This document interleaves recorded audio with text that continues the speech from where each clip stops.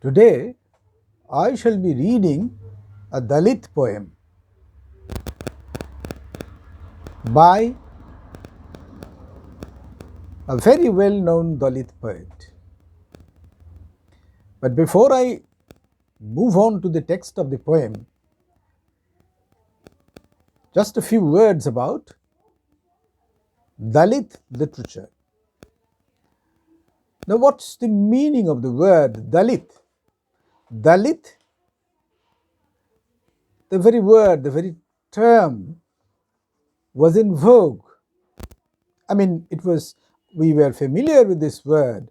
The people of India were familiar with this word from 1930s. Dalit means the repressed, the trampled,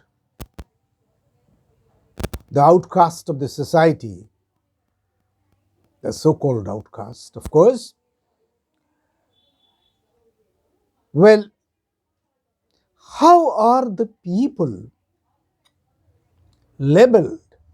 Some people are labeled as Dalits.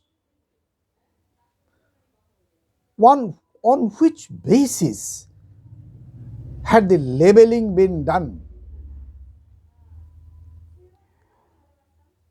Now, it may be said that the tribal people are often called Dalits, but that's not true. As we all know, non-tribal people, sections of non-tribal people are also called Dalits. Why are they called Dalits? On which basis has this label been attached to them? Now, as I said, that the Dalits or the term Dalit very often refers to economically repressed sections of the society. It is very easy to label them as outcasts, to exploit them. And perhaps this was the beginning. This is how, the term did originate. In 1970, Dalit Panthers revived the term and included scheduled tribes in the category of Dalits. Peasants, women, and all who were weaker economically or otherwise in the society were included in the category of Dalits. The Dalits are politically, economically, and in the name of religion, they are looked down as inferiors in the society. In fact, Dalit is not a caste. Dalit is a symbol. And during the drafting of the Constitution of India, scheduled castes and scheduled tribes were classified as the weaker sections and it was definitely taken up as a primary task of the people of the so-called upper caste, of the rulers, of the people who were responsible for the administration of the country. It was taken up by them as a task to uplift them, uplift the Dalits, uplift the scheduled caste, scheduled tribe communities. But unfortunately, that has not been done. Repression has been continuing. Dalit literature has definitely a special purpose. Dalit literature, or literature of the Dalits, literature for the Dalits, would depict Dalit struggle against casteism and, well, unfortunately, as I said, the struggle has been continuing. One very iconic name in the field of Dalit literature and Dalit aesthetics is definitely Manohar Biswas, and I shall refer to them, I shall refer to him, refer to his books. According to Mr. Manohar Biswas, the caste class phenomenon has to be understood in the context of the anguish of the sufferer.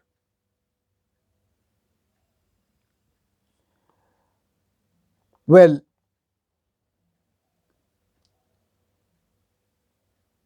the Dalit consciousness has evolved out in post-colonial India, especially. It's not that prior to that there was no torture, there is no repression.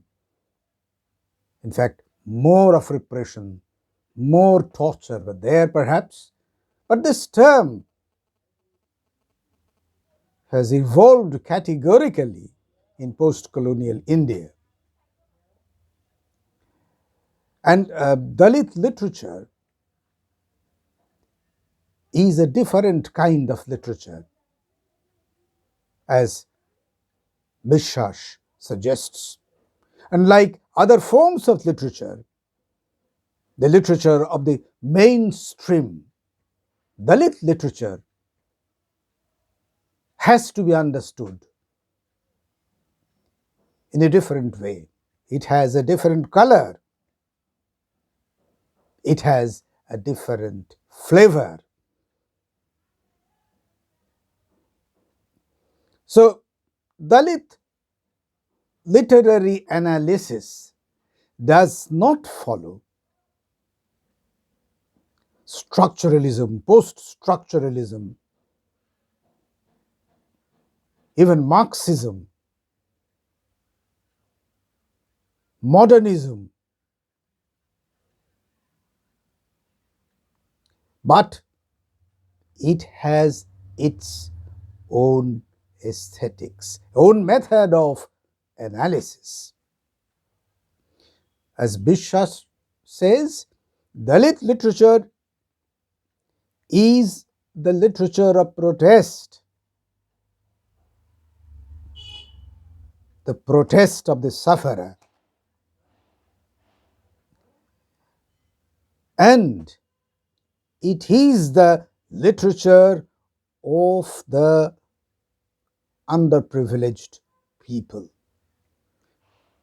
Biswas suggests that true Dalit literature can be produced only by a sufferer, by a Dalit. And, well, a non-Dalit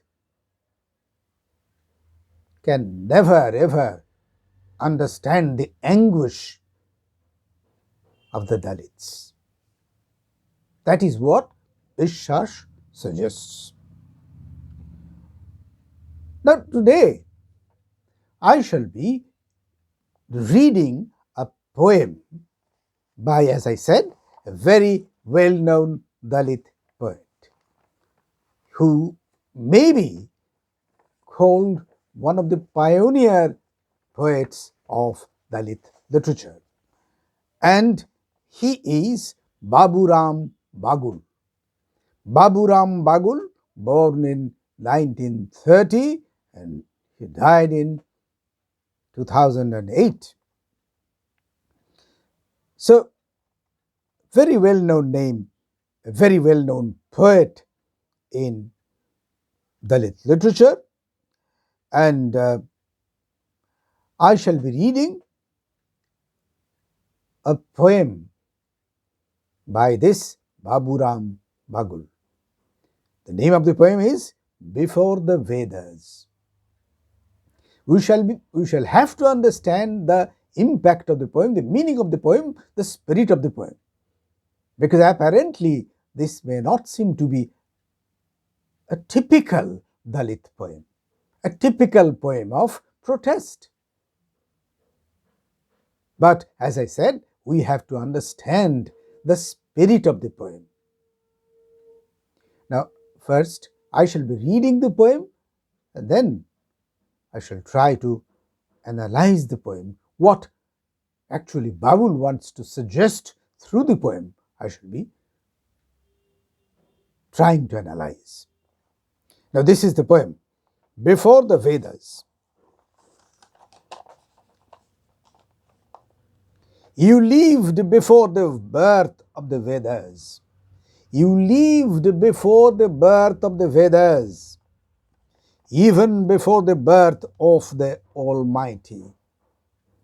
Looking at the frightening material world, pained and anxious, you raised your hands and prayed.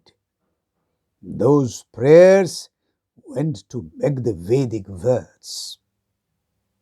It is you who celebrated the birth of all gods and named them happily. Oh, the mighty human, you named the sun, and the sun got its identity. You named the moon got its fame. Only you gave a name to this world, and it was accepted with honor. Oh, the creative genius humans, you are the cause. Because of you, so beautiful, so lively is the world. Now, well, as I said, apparently this is not a poem of protest, but the protest is there. The protest is embedded in the very spirit of the poem. Now, through this poem, Bagul defies all religion. Every religion is man-made. Man is the most important thing in this universe. The Vedas, considered as the most holy book by the Hindus in India, Well, what is it? Even before the birth of the Vedas, human beings were there. The sun and the moon, all the gods and deities, they were created by man. And all the verses, all the religion, they were creations of man. So the most important thing in this planet is man. Because, well, everything has been given a name by man, given an identity by man. We understand everything by a name, and the name has been given by man. So man came first. And the indirect suggestion must be understood. Unfortunately, all the divisions were made by man. The greater and the smaller, the higher and the lower, the rich and the poor, the powerful and the powerless, the strong and the weak, all these divisions are made by man. Because in the beginning, no such thing was there. In the beginning, there was only one community, man. So the higher caste and the Dalits, this division is a ridiculous division. This division was made by certain sections of human beings just for their own benefit. There can be no human being who is inferior, either on the basis of skin, language, or anything else. Because everything else was created by man. Everything else is man-made. So man is the highest thing. Man is the essence. And through this poem, Babul conveys the message of unity, which is perhaps very much well known. But then, a poet of the Dalit community expresses or gives a message of equality.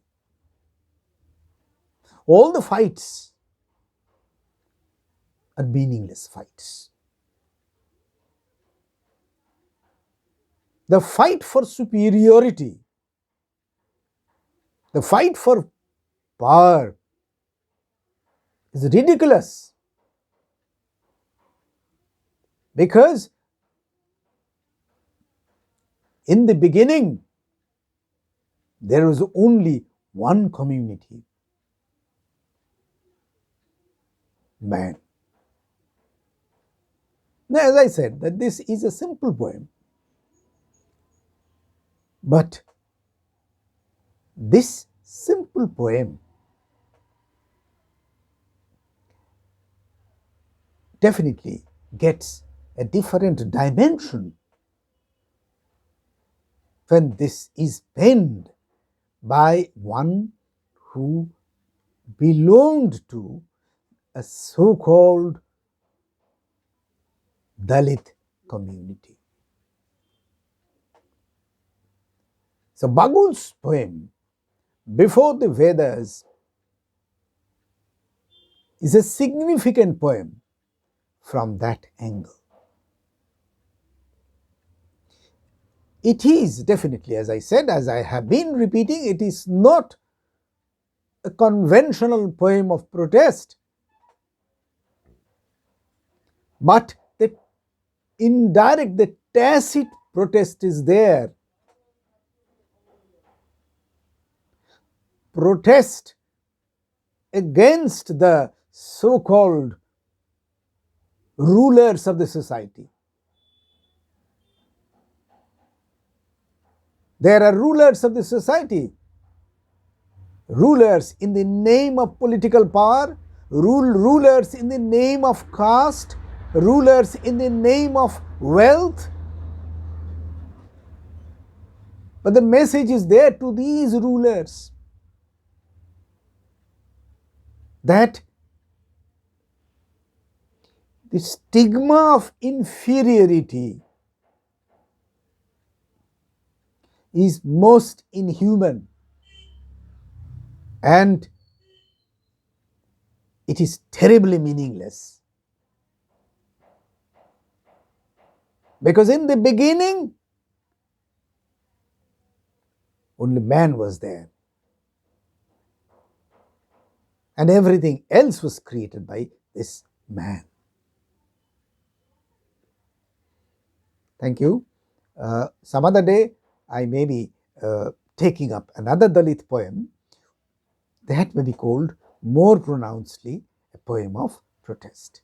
But, well, for the time being, let us stop. Thank you.